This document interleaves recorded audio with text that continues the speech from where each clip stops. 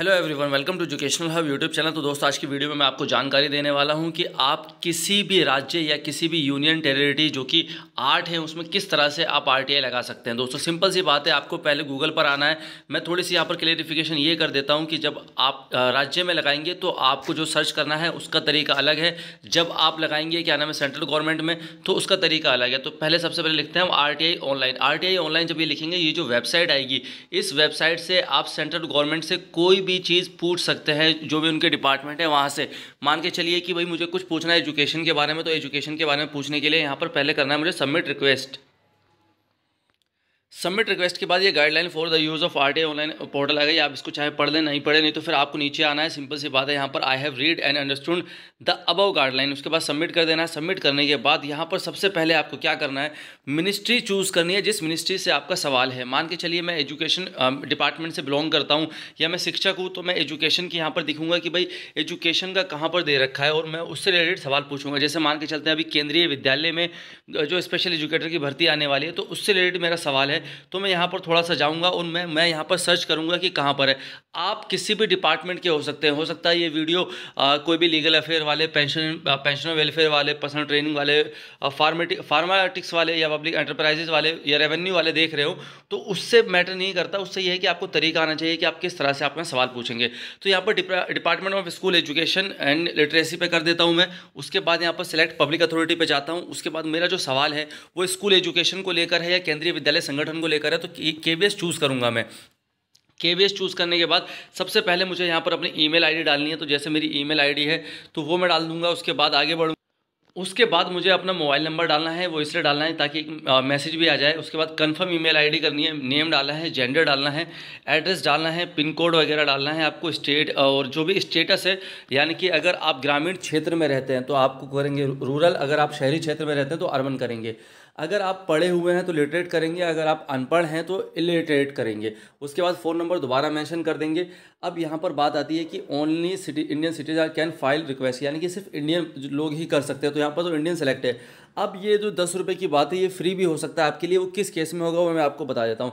Is the applicant below poverty line, अगर आप पे बीपीएल का कार्ड है तो आप यहाँ पर यस करेंगे और अपनी बीपीएल की जो भी डिटेल वहाँ यहाँ पर शेयर करेंगे तो आपसे एक भी रुपया नहीं लिया जाएगा। अब जैसे मैं बीपीएल में बिलोंग नहीं करता हूँ तो मैं यहाँ पर नो चूज़ करूँगा, तो यहाँ पर आ जाएगा यू आर रिक्वायर्ड टू पे the RTI fees of 10 rupees.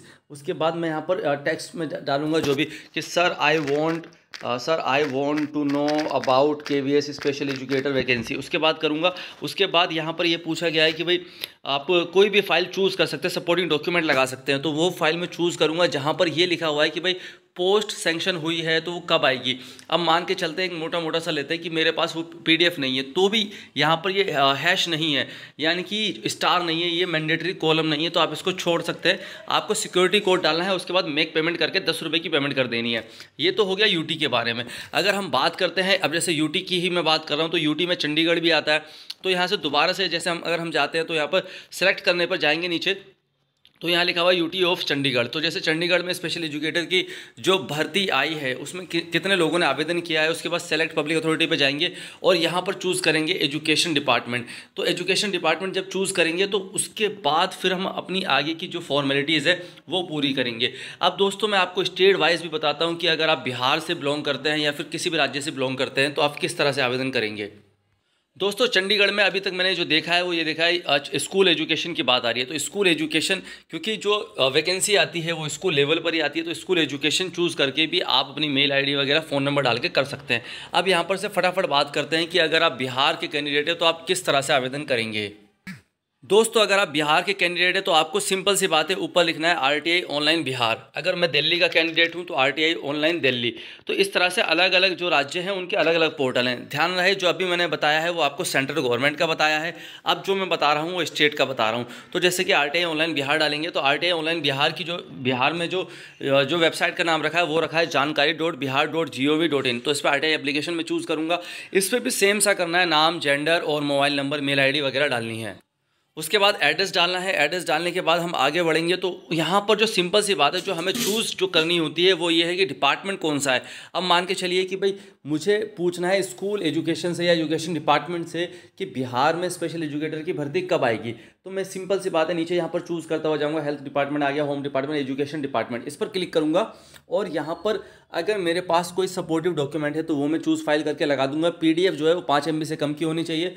Subject में डालूंगा कि बिहार में स्पेशल एजुकेटर की भर्ती कब आएगी, क्योंकि बिहार में अगर आप हिंदी में भी लिखेंगे तो मुझे लगता है कि उसका जवाब आपको मिल जाएगा।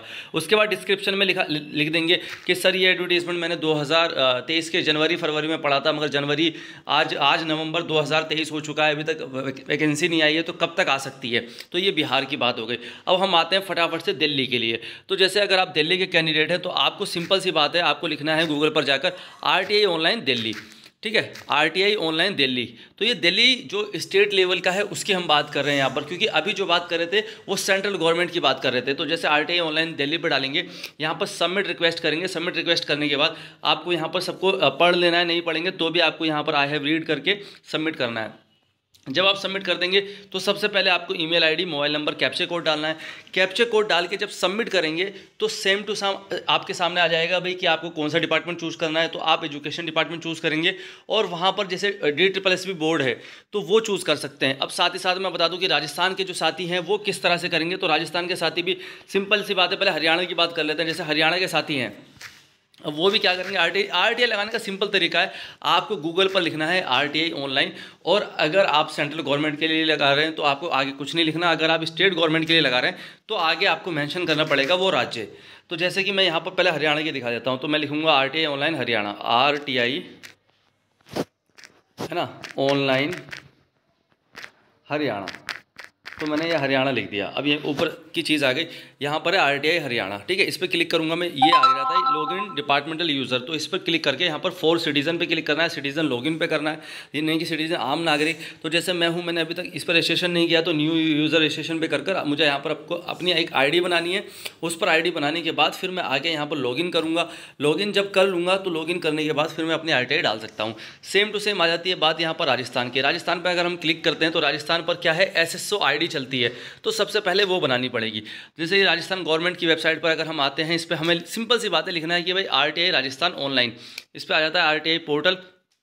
RTI पोर्टल पर जाकर हम यहाँ पर से सिंपल सी बात है कि भाई जाएंगे फटाफट से, ये जो एक चीज़ आ गई इसको हम यहाँ से कट कर देते हैं और इसके बाद ये आ जाता है सबमिट RTI ऑनलाइन एप्लीकेशन। तो सिटीजन लॉगिन पे जाएंगे, उससे पहले हमने रजिस्ट्रेशन कराई नहीं है तो न्यू रजिस्ट्रेशन पे जाएंगे और न्यू रजिस्ट्रेशन में जाने के बाद यहाँ पर आ जाएगा कि भाई सिटीजन है, गवर्नमेंट एम्प्लॉय हैं, क्या है। तो जैसे सिटीजन हूँ मैं, सिटीजन पे क्लिक करने के बाद फिर मुझे यहाँ पर अपनी एक ID बनानी है। उस ID बनाने के बाद मैं आगे चला जाऊँगा। आपको मेरी बात समझ में आ गई होगी, फिर भी मैं एक बार दिल्ली की आपको करके दिखा देता हूँ। जैसे कि मैं दिल्ली में DSSB से कुछ पूछना चाहता हूँ तो मैं वो यहाँ पर किस तरह से पूछूंगा वो मैं आपको बता देता हूँ। RTI दिल्ली ऑनलाइन लिख दिया मैंने, RTI की वेबसाइट पर मैं चला गया हूँ। ये जो वेबसाइट है इस लिंक पे क्लिक करूंगा, सबमिट रिक्वेस्ट यहाँ पर चूज़ करूंगा। सबमिट रिक्वेस्ट के बाद मैं फटाफट से यहाँ पर सारी टर्म एंड कंडीशन पे यस करके सबमिट कर दूंगा। सबमिट करने के बाद अब यहाँ पर आता है मेल ID और मोबाइल नंबर डालिए, तो मैं डाल देता हूँ। दोस्तों ये करने के बाद मेरे सामने ये आ गया, आगे ओपन हो चुका है। अब यहाँ पर मुझे डिपार्टमेंट चूज़ करना है। मैं क्योंकि एजुकेशन डिपार्टमेंट से बिलोंग करता हूँ और एजुकेशन डिपार्टमेंट के मैक्सिमम एग्जाम वगैरह जो कनेक्ट कराता है वो DSSB कराता है। तो मुझे ज्वाइनिंग के बारे में पूछना है या फिर मुझे प्रोसेस के बारे में पूछना है कि अब तक कहाँ तक चला। तो D पर आ चुका हूँ मैं, Delhi state election commission, Delhi state Haj committee, Delhi state health mission, Delhi state AIDS control society और उसके बाद आ गया Delhi subordinate service selection board. इसको चूज़ करूँगा। इसको चूज़ करने के बाद अपना नाम वगैरह, मेल ID वगैरह डालकर यहाँ पर मैं अपनी RTI लगा दूंगा। और इस RTI को लगाने के बाद 10 रुपये की पेमेंट करनी होती है, वो मैं आपको बताता हूँ। पहले ये फटाफट से फिल कर देता हूँ, फिर मैं आपको बताऊँगा कि 10 रुपये की पेमेंट कैसे करनी है। दोस्तों सारी चीज़ें करने के बाद मैंने यहाँ लिख दिया is the applicant below poverty line, मैंने कहा नो। फिर यहाँ पर आ गया कि आपको 10 रुपये की फीस करनी है। मैंने text for RTI request application, क्योंकि अभी मुझे कुछ जानना नहीं है तो मैंने यहाँ पर सिंपल डाल दिया मुझे जानना है। अब मुझे जानना है के बाद यहाँ पर अगर मेरे पास सपोर्टिंग डॉक्यूमेंट है तो वो लगाऊंगा, नहीं तो फिर मैं अंदर से कैप्चा कोड डालकर आगे इसको सबमिट करता हूँ। दोस्तों मेरा यहाँ पर नाम आ चुका है, नेम इश्तियाज और इश्तियाक आना चाहिए था, वो थोड़ा सा मिस्टेक हो गया। RTI फीस 10 रुपये की है। अब यहाँ पर मैं जो डॉट है ना RTI ऑनलाइन पेमेंट, इस पर टच करके फिर यहाँ पर पे करता हूँ। अब दोस्तों यहाँ पर पेमेंट गेटवे खुल चुका है। जैसे कि मेरे पास अगर मैं UPI से करना चाहता हूँ तो वो भी आ जाएगा। 10 रुपये की पेमेंट है और यहाँ पर इन्होंने मेंशन कर दिया डेबिट कार्ड से कर सकते हैं, क्रेडिट कार्ड से कर सकते हैं या फिर आप और अन्य मेथड है उससे कर सकते हैं। तो जैसे कि मैं UPI से करूँगा, UPI पे क्लिक करके मैं अपनी UPI ID डाल दूँगा यहाँ पर, या फिर यूपीआई क्यूआर करके भी, पे नाउ करके भी क्यूआर स्कैन करके कर सकते हैं। जैसे एंटर यूपीआई डाल के अपना नंबर डाल के @ जो भी आप यूज़ करते हैं, अगर आप फ़ोन पे करते हैं तो YPL, अगर आप अमेज़ोन करते हैं तो APL, और इस तरह से अगर पेटीएम करते तो @Paytm, या फिर गूगल पे करते तो OK HDFC करके भी आप वैलिडेट यूपीआई आईडी करने के बाद अपनी पेमेंट कर सकते हैं। तो दोस्तों आज की यही जानकारी देनी थी कि आप किस तरह से ऑनलाइन RTI लगा सकते हैं। सिंपल सी बात है, गूगल पर जो मैंने बताया कि जहाँ भी आपको लगानी है वहाँ पर RTI ऑनलाइन करके राज्य लिखना है। अगर आप दिल्ली में अगर आप सेंट्रल गवर्नमेंट में लगाना चाहते हैं तो आपको कुछ नहीं करना है, आपको सिर्फ RTI दिल्ली RTI ऑनलाइन लगा और RTI ऑनलाइन लिखना है, और उसके बाद आप अपनी जो भी RTI है वो सबमिट कर सकते हैं। अगर हम सेंट्रल गवर्नमेंट की बात करते हैं, ये सेंट्रल गवर्नमेंट के लिए आ जाती है। सारी चीज़ें इस वीडियो में बता दी है। उम्मीद है ये वीडियो पसंद आई होगी और आपको तरीका भी आ गया होगा कि किस तरह से करनी है। अगर आपको ये वीडियो पसंद आई हो और लगा हो कि भाई यूज़फुल है, तो कम से कम 10 लोगों को इसको शेयर कीजिए। हमारे चैनल पर एजुकेशनल से रिलेटेड वीडियो की जानकारी दी जाती है, जो भी एजुकेशनल अपडेट होती है उससे जानकारी दी जाती है। तो अगर आप अदर सब्सक्राइबर हैं जो एजुकेशनल फील्ड से नहीं है, फिर भी आप सब्सक्राइब करके हमें सपोर्ट कर सकते हैं। Thank you all of you. Keep watching, keep loving, keep supporting educational hub YouTube channel.